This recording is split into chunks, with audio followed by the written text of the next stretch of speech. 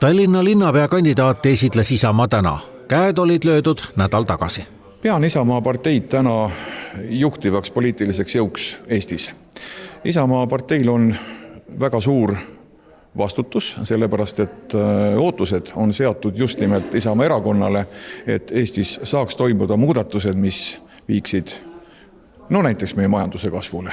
Täna astus Raudsepp Isamaa liikmeks, seega rangelt võttes ei saa enam rääkida lauseid, mida Isamaa varem korrutas, et Tallinn saab mitte poliitilise linnapea. Aga poliitik pole Raudsepp varem tõesti olnud. Hoopis tippjuht nii era- kui avalikus sektoris, ka Raudta, EAS, Eesti Post, Veral Tehased, Elmo Rent. Tema juhiametid on olnud pigem lühikesed paariaastased ning ülesandega kas midagi ehitada, saneerida või ümber korraldada.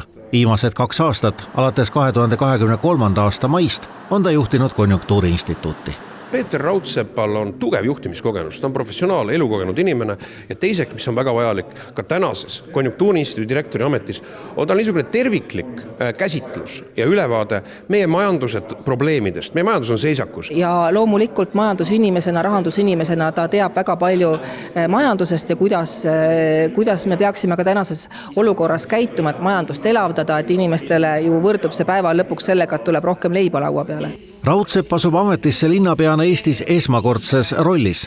Valijad pole talle ühte käelt andnud. Koalitsioonileping on suuresti ilma temata kokku lepitud ning Keskerakond on toonitanud, et linnapea käsud tulevad ju hoopis volikogust. Kas Raudsepp on siis päris linnapea või lihtsalt kõlava nimega haldusjuht? Loomulikult see on tööplaan, mille me oleme kokku pannud, härra Raudsepp on sellest täielikult teadlik. Ühte tippjuhti ei sega tegelikult see, et ta pole kõiges selle loomise juures olnud.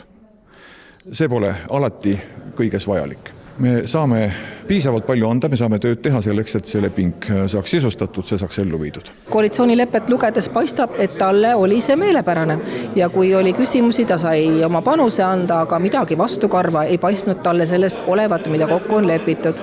Raudsepp on vastavalt koalitsioonileppele linnapea 2 aastat. Pärast seda jääb ta poliitikuks, kandideerib Riigikogu valimistel. Kas olete selleks valmis, et nüüd poliitikas olles ükskõik, mida te teete, kellegi arvates on ikka valesti ja väärite sõimu? Mind on treenitud juba ka Konjunktuuriinstituudi juhina selleks piisavalt. Kuivõrd viitate nüüd siin Kristen Michalile, Ligile, kes teid kuidagi kohe üldse ei kannata? Jah. Tõepoolest on tegu olnud inimesega, kes valitsust palju kritiseerinud ning peaministri kriitika alla sattunud.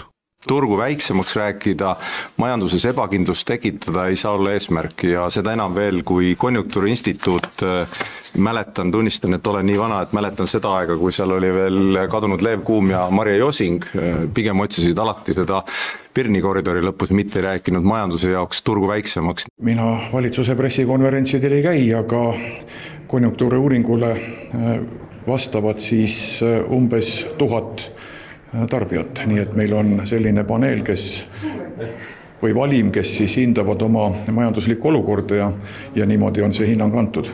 Täna on Reformierakonnast Maris Lauri juba öelnud, et Isamaa ja Keskerakond said endale linnapeaks käpiku. Jürgen Ligi ütles, et Konjunktuuriinstituudis oleks Raudsepp töö kaotanud. Kuivõrd paneb võib-olla muhelema see mõte teid, et Riigikogus opositsioonierakonna juhina olete saanud nüüd panna Tallinna linnapeaks inimese, kes tegelikult Michalile ja Ligile käib väga närvidele?